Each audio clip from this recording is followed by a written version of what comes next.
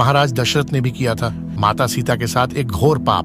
दोस्तों, सीता हरण की कहानी कौन नहीं जानता। शायद आज के समय में बच्चे बच्चे को इस घटना के बारे में पता होगा, लेकिन दोस्तों, क्या आप जानते हैं कि महाराज दशरथ की एक गलती के कारण हुआ था माता सीता का हरण। अगर महाराज दशरथ इतनी बड़ी भूल नहीं करते तो शायद सीता का हरण नहीं हो पाता। जी हाँ दोस्तों, महाराज दशरथ ने एक बहुत ही बड़ी भूल कर दी थी, जिस भूल के कारण माता सीता को उसका नतीजा भुगतना पड़ा। दोस्तों, महाराज दशरथ की वह कौन सी गलती थी जिसके कारण माता सीता को इतने सारे कष्ट झेलने पड़े। अगर आप भी जानना चाहते हैं विस्तार से तो बने रहिए हमारे साथ वीडियो के अंत तक। मित्रों, रामायण की कथा तो आप सभी ने सुनी या पढ़ी होगी, जिसमें श्री राम और माता सीता के जीवन से जुड़े पहलुओं को दिखाया गया है। उन्हीं में से एक कहानी में बताया गया है कि महाराज दशरथ की एक छोटी सी गलती के कारण हुआ था माता सीता का हरण। दोस्तों, हमारे विद्वान कहते हैं कि रामायण की कई किताबें हैं और हर एक किताब में अलग अलग कारण दर्शाया हुआ है। रामचरितमानस जो तुलसीदास महाराज की है, उनकी हर एक चौपाई मंत्र का काम करती है। तो चलिए, आप लोगों का ज्यादा समय बर्बाद न करते हुए गौर करते हैं इस कहानी पर कि आखिर महाराज दशरथ से ऐसी कौन सी गलती हुई थी कि रावण माता सीता को हरण करके ले गया। वैसे दोस्तों, बहुत से किताबों में अलग अलग मत मिलते हैं, सभी जगह अलग अलग प्रमाण मिले हैं, लेकिन इस कहानी के माध्यम से मैं आपको बताने की कोशिश करता हूं कि जब भगवान श्री राम, लक्ष्मण, भरत, शत्रुघ्न चारों भाइयों की शादी हो गई और बारात लौटकर वापस अपने नगर में आई, तो महाराज दशरथ ने अपनी पत्नी कौशल्या से कहा था कि हे कौशल्या, एक बात तुम हमेशा गांठ बांध कर रखना, क्योंकि आज तक तुम सिर्फ चारों बेटों की मां थी, लेकिन आज के बाद तुम मां होने के बावजूद चारों बहुओं की सास भी बन चुकी हो। तो उन्होंने महाराज दशरथ से पूछा कि क्यों? तो महाराज कहने लगे कि सास और बहू का धर्म क्या होता है। जिस घर में बेटे की बहू आ जाए, उस घर में सास का यह धर्म बनता है कि उसका ख्याल रखें। गोस्वामी तुलसी दास जी रामचरितमानस में कहते हैं, पर लड़किनी सकल घर आई, राखियों पलक नैन की नाई। यानी दूसरे की बेटी हमारे घर में बहू बनकर के आ रही है, तो सास का यह धर्म बनता है कि उसकी रक्षा ठीक उसी प्रकार करनी चाहिए जैसे आंखों की रक्षा पलक करती है। उसके बाद महाराज दशरथ ने बहुत प्रकार के उपदेश दिए, बहुत तरह से उन्हें उनका धर्म समझाया। उसके बाद में 2-4 दिन निकल गए तो एक दिन महाराज दशरथ के दिमाग में एक बात आई। महाराज ने विचार किया कि क्यों ना मैं अपनी चारों बहुओं की परीक्षा ले लूं कि मेरी कौन सी बहू कितनी चतुर है। तो महाराज दशरथ ने अपनी चारों बहुओं को सीता, मांडवी, श्रुतकीर्ति और लक्ष्मण की पत्नी उर्मिला, इन चारों को अपने पास बुलाया और चारों को पास में बुलाकर के एक बात कही कि देखो बेटा, तुम चारों मेरी पुत्री के समान हो, मेरी पुत्री हो, तो मेरा एक आदेश है तुम्हारे लिए। अब चारों बहुएं खड़ी हैं, महाराज दशरथ आदेश कर रहे हैं। सभी ने कहा, बोलिए पिताजी, क्या आदेश है? महाराज ने कहा, आदेश ये है कि आज तुम चारों अलग अलग रसोई बनाओगी। तुम चारों अपने अपने हाथ से मेरे लिए खाना बनाकर लेकर आओगी और फिर देखते हैं कि कौन बहू कितनी चतुर है और कितनी जल्दी खाना लाती है। अब चारों बहू वहां से चली गई। सभी के दिमाग में यह बात आई कि मैं पहले पहुंच जाऊं तो मैं पहले पहुंच जाऊं। चारों के दिमाग में एक ही बात आई और उन सभी ने भोजन बनाना शुरू कर दिया। 56 प्रकार के व्यंजन बनाकर तैयार किए गए। तो सबसे पहले भरत की पत्नी, जिसका नाम था मांडवी, वह खाना लेकर चली। उन्होंने बहुत अच्छे से थाली को सजा लिया। सारी थाली में तरह तरह के पकवान रखे और ले जाकर थाली महाराज के सामने रख दी।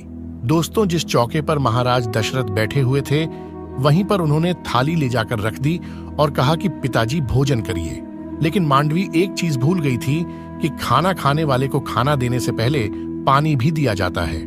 महाराज दशरथ ने देखा कि यह भरत की पत्नी आई है, तो चलो कोई बात नहीं, अभी छोटी है, नादान है, शायद अक्ल आ जाए। महाराज दशरथ ने मांडवी के हाथ से भोजन की थाली ले ली और वहीं पर रख लिए और बोले, बेटा आप जाओ, हम थोड़ी देर में भोजन खा लेंगे। दोस्तों, तब तक लक्ष्मण की पत्नी उर्मिला चली आई। उन्होंने भी बहुत जल्दी जल्दी में भोजन बनाया था। उर्मिला ने भी एक थाली में भोजन सजाया, साफ सफाई करके अच्छे तरीके से भोजन थाली में लगाया। और थाली सजाने के बाद उर्मिला भी भूल गई कि महाराज दशरथ को पानी भी देना है। दोस्तों, उर्मिला भोजन की थाली लेकर के अपने ससुर यानी कि महाराज दशरथ के पास में पहुंच गई। अब महाराज दशरथ समझ गए कि लगता है ये भी बहू बिल्कुल ऐसी ही है। और दोस्तों, यह बात सच है कि अगर किसी को भोजन दिया जाता है तो भोजन खाने वाले को भोजन देने से पहले पानी जरूर देना चाहिए। लेकिन उर्मिला भी भूल गई। महाराज दशरथ ने उनके हाथों से भी थाली ले ली और बोले, बेटा आप भी जाओ, भोजन हम कर लेंगे। अब दोस्तों, तीसरे नंबर पर चली शत्रुघ्न की पत्नी, जिनका नाम श्रुतकीर्ति है, और जल्दी जल्दी में भोजन उन्होंने भी बनाया। भोजन इतना सुंदर बनाया था, इतना स्वादिष्ट बनाया, जिसका कोई जवाब नहीं। लेकिन उनसे भी एक गलती हो गई। उनसे गलती ये हो गई कि श्रुतकीर्ति हाथ में भोजन की थाली लेकर के चली, लेकिन महाराज दशरथ को जल्दबाजी में जल देना ही भूल गई। अब महाराज दशरथ ने श्रुतकीर्ति के हाथ से भी भोजन की थाली ले ली और वहीं पर रख ली, और वहीं पर रखने के बाद कहा, बेटा आप भी जाइए, हम थोड़ी देर में भोजन करेंगे। तीनों थाली रखी हैं भरत की पत्नी की, लक्ष्मण की पत्नी की और शत्रुघ्न की पत्नी की, लेकिन महाराज दशरथ ने किसी में से एक भी ग्रास भोजन नहीं किया। इंतजार था महाराज दशरथ को माता सीता की।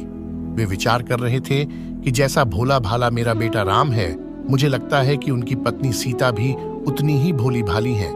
क्योंकि बाकी बहू थोड़ा थोड़ा चतुर थी, इसीलिए भोजन बना करके जल्दी ले आई। लेकिन उधर जगत भवानी माता सीता ने बहुत सुंदर तरीके से सूर्य पाक भोजन बनाया, इतने सुंदर तरीके से कि जिसमें से सुगंध ही कुछ अलग आ रही थी। और मैया सीता ने एक थाली में भोजन लगाया, 56 प्रकार के व्यंजनों को एक थाली में लगाया, और थाली में लगा करके अपने हाथ में थाली उठाए चलने के लिए तैयार ही हुई। तब तक माता सीता को ध्यान में आ गया कि किसी को भोजन देते हैं तो भोजन देने से पहले पानी दिया जाता है। अब माता सीता ने विचार किया कि मैं तो पहले ही इतनी लेट हो गई हूँ, मेरी तीनों बहनें ससुर के पास भोजन लेकर पहुंच गई होगी, मेरे पिताजी मेरे बारे में क्या सोचेंगे। तब दोस्तों, मैया सीता ने कौन सा काम किया। सीता माता ने एक हाथ में भोजन की थाली ली और एक हाथ में जल का लौटा लिए महाराज दशरथ बीच चौकी पर बैठे हुए देख रहे हैं, और रसोई से जैसे ही माता सीता एक हाथ में भोजन की थाली लेकर, एक हाथ में जल का लौटा लेकर रसोई की चौखट से जैसे ही एक पैर अंदर और एक पैर बाहर रखती हैं, तो महाराज दशरथ की नजर उन पर पड़ गई कि सीता तो आ गई, लेकिन मुझे लगता है थोड़ी देर में जरूर आई है। लेकिन मेरी बड़ी बहू बहुत ही चतुर है, एक हाथ में जल का लौटा, एक हाथ में भोजन की थाली लेकर के आ रही है। अब दोस्तों क्या हुआ, सीता माता ने भी देख लिया कि मेरे पिताजी मेरे ससुर मुझे देख रहे हैं, पता नहीं क्या जवाब देंगे। ऐसे ऐसे विचार सोचती हुई मैया सीता चली आई। तब तक क्या हुआ दोस्तों, थोड़ा सा हवा का झोंका आया और हवा के साथ एक तिनका उड़ता हुआ आ रहा था। ऐसे में महाराज की निगाह सीता के ऊपर थी और सीता की निगाह उस तिनके के ऊपर। माता सीता तिनके को देखकर सोच रही है कि अब मैं क्या करूं। इतने में ही दोस्तों वह तिनका उड़कर के खाने की थाली में गिर गया और माता सीता को तो पसीने आ गए। दोस्तों कहते हैं कि होनी को कोई टाल नहीं सकता। अब माता सीता सोचने लगी कि अब मैं क्या करूं। अगर यह थाली पिताजी को दूंगी तो पिताजी कहेंगे कि यह कितनी पागल है, यह तिनका पता नहीं कहां से उड़कर आया है और भोजन अशुद्ध हो गया है। और अगर मैं वापस जाती हूं तो पिताजी कहेंगे कि एक तो ये आई ही इतनी देर से हैं और अब पता नहीं क्या भूल गई हैं कि दोबारा लेने गई हैं। और तीसरी बात कि मेरे हाथ दोनों घिरे हुए हैं, मेरे एक हाथ में तो थाली है और एक हाथ में जल का लौटा।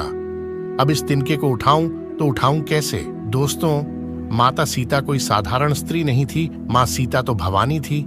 भवानी मैया को ऐसी बातें सोचते सोचते क्रोध आ गया। इतना क्रोध आया कि जब माता सीता की दृष्टि उस तिनके पर पड़ी तो उसे राख बनाकर उड़ा दिया। दोस्तों, ये करतब महाराज दशरथ ने अपनी आंखों से देख लिया। दोस्तों, ये बात हकीकत है कि पहले सभी के दृष्टि में इतना तेज होता था जैसे भगवान भोलेनाथ बाबा ने अपने तीसरे नेत्र की दृष्टि को कामदेव के ऊपर डाल दिया था तो कामदेव को जला करके राख कर दिया था। इसी आंख की दृष्टि को मैया गंधारी ने अपने बेटे दुर्योधन के ऊपर डाल दिया था तो दुर्योधन का संपूर्ण शरीर वज्र का कर दिया था।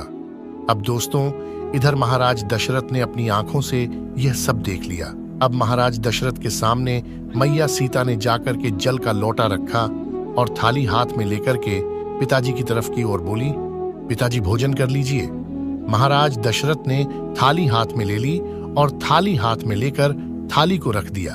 तब महाराज दशरथ से सीता मैया ने कहा, पिताजी कोई गलती हो गई है, क्या हमसे आप भोजन क्यों नहीं कर रहे हैं? तो महाराज दशरथ ने कहा, बेटा सीता, मैं तेरे हाथ का भोजन नहीं करूंगा। तब मैया सीता घबरा गई और बोली, पिताजी ऐसी कौन सी भूल हो गई हमसे जो आप मेरे हाथ का भोजन नहीं करना चाहते? तब महाराज दशरथ ने कहा, बेटा मैं तुम्हारे हाथ का भोजन नहीं कर सकता। माता सीता ने कहा, क्यों नहीं करेंगे पिताजी? तब महाराज दशरथ ने कहा, बेटा मैं तुम्हारे हाथ का भोजन तब तक नहीं करूंगा जब तक तुम मुझे एक वचन नहीं दोगी। महाराज दशरथ की बात सुनकर के मैया सीता ने विचार किया कि आखिर वह मेरे ससुर हैं, मेरे पिता के समान हैं, पता नहीं क्या मांगेंगे। माता सीता ने कहा, आप जो कहेंगे, जो वचन मुझसे मांगेंगे मैं दे दूंगी, लेकिन अब भोजन कीजिए। दशरथ महाराज ने कहा, बेटा तेरे हाथ का भोजन तो कर लूंगा, लेकिन मैं यह वचन लेना चाहता हूं कि तू आज इसी समय मेरे सामने खड़े होकर के एक प्रतिज्ञा कर। सीता माता ने पूछा, कौन सी प्रतिज्ञा? तो वह बोले, अभी मैंने अपनी आंखों से देखा कि भोजन की थाली में एक तिनका गिरा था और उस तिनके पर तुमने अपनी दृष्टि डाली कि उस तिनके को राख बना दिया। तो आज तू मुझे वचन दे कि तू आज के बाद कभी भी किसी के ऊपर अपनी आंखों की दृष्टि नहीं डालेगी। मैया सीता उसी समय अपने ससुर महाराज को यह वचन देती हैं कि पिताजी आप चिंता न करिए, अगर आप ऐसा ही सोचते हैं तो मैं यह वचन देती हूं कि आज के बाद मैं कभी भी जीवन में किसी के ऊपर अपनी दृष्टि नहीं डालूंगी। अच्छा दोस्तों, अब सवाल आता है कि महाराज दशरथ ने वचन लिया ही क्यों? महाराज दशरथ समझते थे कि मेरा सबसे बड़ा बेटा जो राम है वह थोड़ा सुशील और सज्जन है, तो अगर किसी दिन पति पत्नी में कोई अनबन हो गई और अगर सीता को क्रोध आ गया तो क्रोध में आकर आंखों की दृष्टि को अगर मेरे बेटे के ऊपर डाल दिया तो मेरे 3 ही बेटे रह जाएंगे। फिर माता सीता ने यह वचन देते हुए कहा कि आज के बाद मैं अपने जीवन में कभी भी किसी के ऊपर अपनी दृष्टि नहीं डालूंगी। तो दोस्तों, जिस समय मैया सीता लंका में रावण के यहाँ थी, रावण सीता को धमका रहा होता है तलवार लेकर कि एक बार मेरी तरफ देख, तो मैया सीता एक तिनका की तरफ देख करके सोचती हैं कि अरे तिनके, अगर उस दिन तुम मेरा बैरी ना हुआ होता, मेरे पिता समान ससुर मुझसे ये वचन न लेते, तो शायद आज ये रावण मुझे नहीं धमका रहा होता, इसे मैं कब का जला करके राख बना देती। तो दोस्तों, महाराज दशरथ के इस गलती के कारण सीता जी रावण की कैद से खुद को मुक्त नहीं करवा सकती थी। आपका इसके बारे में क्या कहना है, आप हमें कमेंट करके जरूर बताइएगा। फिलहाल आज के वीडियो में बस इतना ही।